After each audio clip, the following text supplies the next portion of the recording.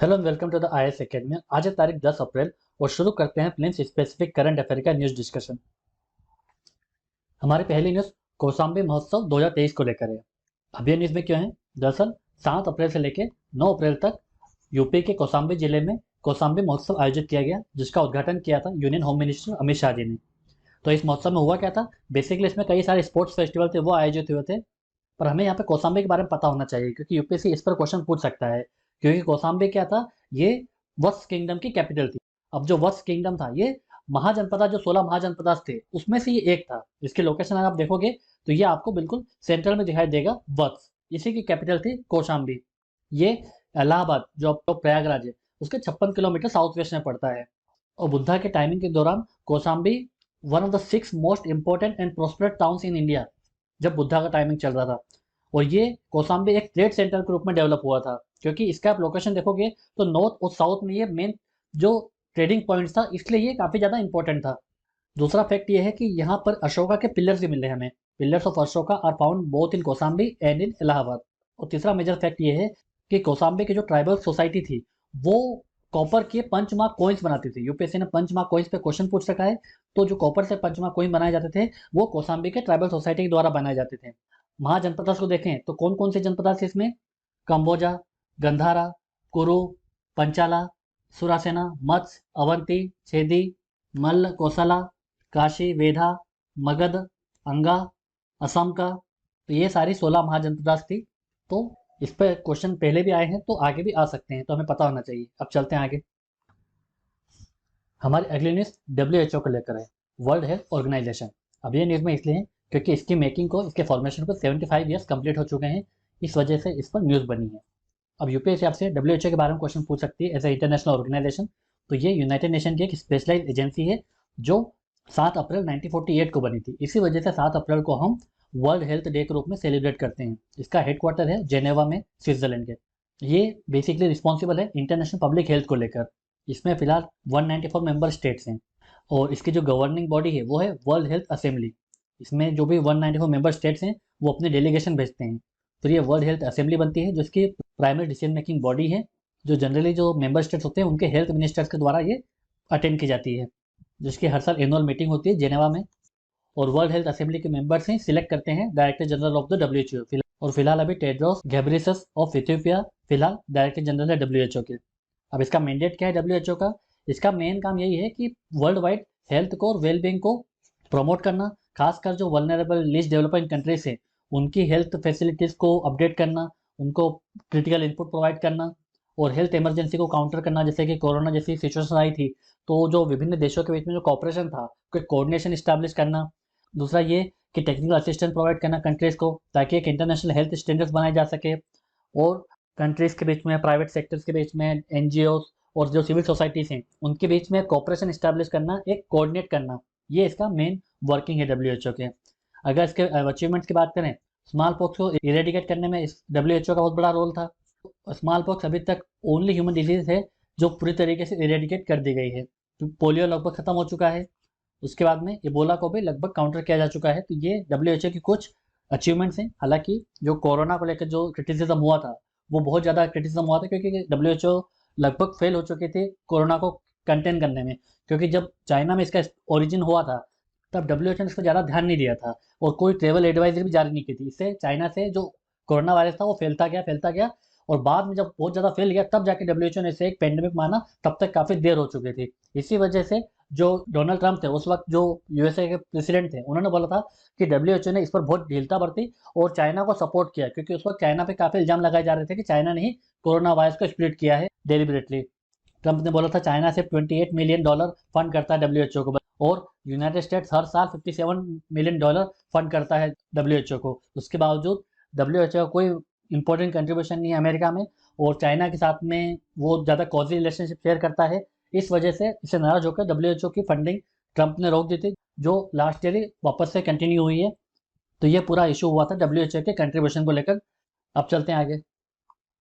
हमारी अगली news D dollarisation को लेकर है। अब ये न्यूज़ में क्या है? दरअसल ब्रिक्स नेशन ने ये डिसाइड किया है, वो एक अपनी करेंसी डेवलप करेंगे जो डॉलर पे या यूरो पर डिपेंडेंट ना हो। इसका मतलब ये है कि वो डी डॉलराइजेशन की तरफ बढ़ेंगे, मतलब डॉलर्स पर जितनी कम से कम निर्भरता हो, डिपेंडेंस हो, उतना ज़्यादा वर्ल्ड ट्रेड के लिए अच्छा है और ब्रिक्स नेशन के लिए अच्छा है। क्योंकि चाइना और रशिया दोनों को डॉलर से परेशानी है, डॉलर की वजह से ही अमेरिका ने रशिया पे सैंक्शन लगा रखे हैं। तो ये अब डॉलर के इंपॉर्टेंस को कम करना चाहते हैं वर्ल्ड ट्रेड और वर्ल्ड फाइनेंस में। तो यहाँ पर क्वेश्चन आपसे ब्रिक्स नेशन के ऊपर आ सकता है और डी डॉलराइजेशन पे आता है। तो पहले ब्रिक्स नेशन देखते हैं। तो ये जो टर्म था ब्रिक्स, सबसे पहले ब्रिटिश इकोनॉमिस्ट जिम ओ'नील ने ये टर्म कॉइन किया था 2001 में। बट ये टर्म उस वक्त केवल ब्रिक था। ब्रिक में कौन आता था? ब्राज़ील, रशिया, इंडिया और चाइना। उसके बाद में ब्रिक की पहली मीटिंग हुई थी फॉरेन मिनिस्टर्स की 2006 में, और फाइनली ब्रिक्स ब्रिक्स बना जब साउथ अफ्रीका ने इसको ज्वाइन किया था दिसंबर 2010 में। इसका हेडक्वार्टर ब्रिक्स का संघाई में। और ब्रिक्स के अगर इंपॉर्टेंस देखें तो ये डेवलपिंग कंट्रीज का लार्जेस्ट ग्रुप है, जिसमें 41% ऑफ ग्लोबल पॉपुलेशन रिप्रेजेंट करती है, 24% of the global GDP participate करती है और 16% ऑफ द ग्लोबल ट्रेड इसमें इंक्लूड है। तो ब्रिक्स अपने आप में काफ़ी एक इंपॉर्टेंट ऑर्गेनाइजेशन है आज की तारीख में। और अगर इसकी चेयरमैनशिप की बात करें तो ये एनुअली रोटेट होती है on the basis of acronym BRICS. मतलब पहले ब्राज़ील की प्रेसिडेंसी है, फिर रशिया की, फिर इंडिया की, फिर चाइना की, फिर साउथ अफ्रीका की। 2023 में ब्रिक्स की चेयरमैनशिप साउथ अफ्रीका के पास में, इसके पहले 2022 के लिए चाइना के पास थी, उसके पहले ये इंडिया के पास थी। अब हम ये देख लेते हैं कि ब्रिक्स के कुछ सिग्निफिकेंट डेवलपमेंट, जैसे कि न्यू डेवलपमेंट बैंक, ये फोर्टी रिजर्व डिक्लेरेशन के द्वारा बनाया गया था 2014 में। उसके बाद में एक कॉन्टेजेंट अरेंजमेंट, ब्रिक्स पेमेंट सिस्टम जो कि स्विफ्ट का अल्टरनेटिव है। आपको पता होगा रशिया यूक्रेन वॉर के बाद में अमेरिका ने रशिया को स्विफ्ट पेमेंट सिस्टम से बाहर कर दिया था। तो जो रशिया की जो बैंक्स थी वो इंटरनेशनल ट्रेड कर पाने में सक्षम नहीं थी, क्योंकि उनके जो बैंक्स को उन्होंने बाहर कर दिया था इस पेमेंट सिस्टम से। तो उसी को काउंटर करने के लिए ये ब्रिक्स पेमेंट सिस्टम बनाया जा रहा है। उसके बाद में custom agreements, BRICS remote sensing satellite. तो ये कुछ इनिशिएटिव्स हैं ब्रिक्स के जो इंपॉर्टेंट है हमारे लिए और ब्रिक्स नेशन के लिए। अब यहाँ पर आपसे डी डॉलराइजेशन के बारे में पूछा जा सकता है। तो डी डॉलराइजेशन का मतलब ये है कि जो यूएस डॉलर का यूज़ होता है इंटरनेशनल ट्रेड में या फाइनेंस में, उसके यूज़ को कम करना, इसे डी डॉलराइजेशन कहा जाता है। इसमें होता है कि कंट्री जो अपना फॉरेन करेंसी रिजर्व रखती है उसमें डॉलर को कम से कम रखती है। जैसे कि इंडिया के पास में जो रिजर्व होगा उसमें कम से कम वो डॉलर रखने की कोशिश करेगी, तब जाके डी डॉलराइजेशन होगा। अब डी डॉलराइजेशन की नीड क्यों है? अमेरिका का जो यूएस डॉलर है became the official reserve currency of the world in 1944। मतलब पहले जो करेंसी होते थे वो गोल्ड पे डिपेंडेंट होते थे, बट लेटर ऑन 1944 के बाद में जो वर्ल्ड की जितनी भी करेंसीज हैं वो डॉलर को ऐसा स्टैंडर्ड मानने लग गई। बट इससे हुआ क्या कि इससे अमेरिका की एक हेजेमोनी क्रिएट हो गई, अमेरिका के ऊपर डिपेंडेंसी बढ़ गई, क्योंकि अब जो वर्ल्ड ट्रेड होता था वो डॉलर के ऊपर होता है। तो इससे क्या होता है कि अमेरिका को एक पावर मिल जाती है कि अगर कोई भी कंट्री उसके मुताबिक नहीं चलता है तो उस पर सैंक्शन लगा सकता है। मतलब कि अब कोई भी वर्ल्ड के बैंक से या फिर कोई भी ट्रेड होगा वो आप डॉलर के थ्रू नहीं कर पाओगे।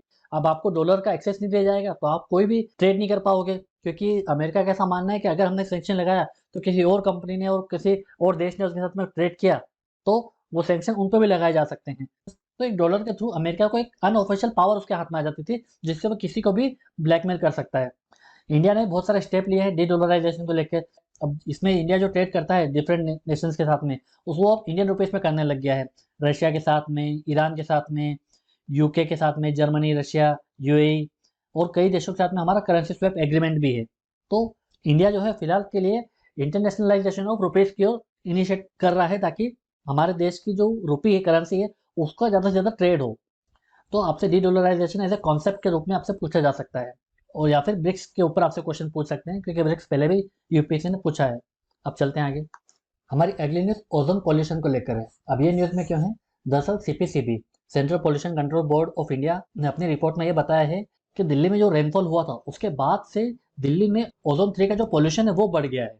तो यहाँ पर आपसे क्वेश्चन पूछा जा सकता है कि ग्राउंड लेवल ओजोन क्या है। तो आपको पता होगा कि ओजोन के दो लेयर है। एक अपर एटमॉस्फेयर में हमको जो ओजोन देखने को मिलता है, जो स्ट्रेटोस्फेयर में मिलता है, वो हमें प्रोटेक्ट करता है अल्ट्रावायलेट रेज से। बट जो लोअर एटमॉस्फेयर में जो हमको ओजोन मिलता है ये हमारे हेल्थ के लिए हानिकारक है।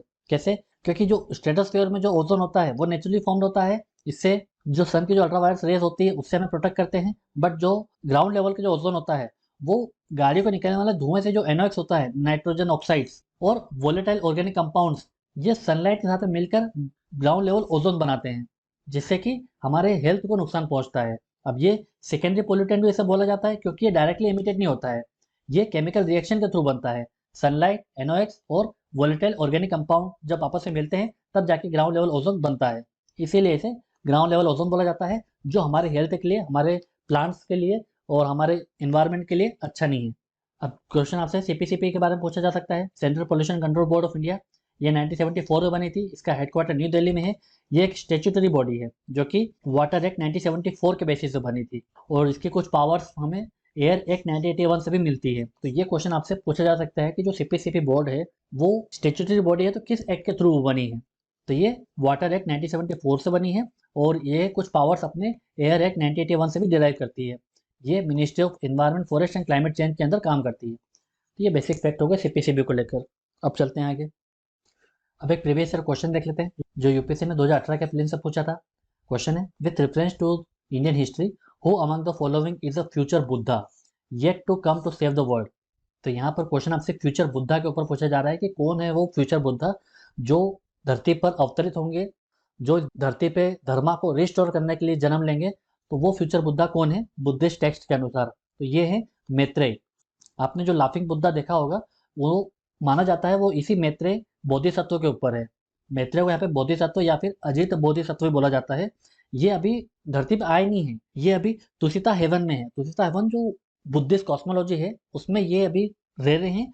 और एक इंपॉर्टेंट फैक्ट ये है कि इन्हें इन्हें बुद्धा का सक्सेसर भी माना जाता है। मतलब ये पहले बोधिसत्वा है, और बुद्धिस्ट के हर टेक्स्ट में जैसे कि थारवेदा, महायाना, वज्रयान, सब टेक्स्ट में मैत्रेय को बोधिसत्वा के रूप में देखा गया है, जो बुद्धा के सक्सेसर होंगे, जो इस धरती पर अवतरित होंगे और धर्म को फिर से रिस्टोर करेंगे। और इम्पोर्टेंट फैक्ट ये भी है कि इन्हें एक फ्यूचर रूलर की तरफ भी देखा जा रहा है जो इस पूरे वर्ल्ड में सबको यूनिफाई करेंगे और एक चक्रवर्ती टाइप का रूल करेंगे, ताकि इस दुनिया को वो स्पिरिचुअली लीड कर सके। तो यूपीएससी के पर्सपेक्टिव से हमें इतना पता होना चाहिए कि मैत्रेय फर्स्ट बोधिसत्व हैं, और ये बुद्धा के सक्सेसर माने जाते हैं। इन्हें बोधिसत्व या अजित बोधिसत्व भी बोला जाता है। इनका रेफरेंस हमें बुद्धिस्ट टेक्स्ट में मिलता है। थार वेदा, महायाना, वज्रायना जितने टेक्स्ट हैं उन सब में मिलता है। और जो लाफिंग बुद्धा है वो मैत्रेय बोधिसत्व के ऊपर ही बेस्ड है। तो ये बेसिक फैक्ट हमें मैत्रेय को लेकर पता होना चाहिए। इस वीडियो के पीडीएफ को डाउनलोड करने के लिए आप हमारे टेलीग्राम चैनल को ज्वाइन कर सकते हैं। ऐसे ही और करंट अफेयर के वीडियोस के लिए आप हमारे यूट्यूब चैनल को सब्सक्राइब कर सकते हैं। आज के वीडियो से इतना ही है। Thank you very much.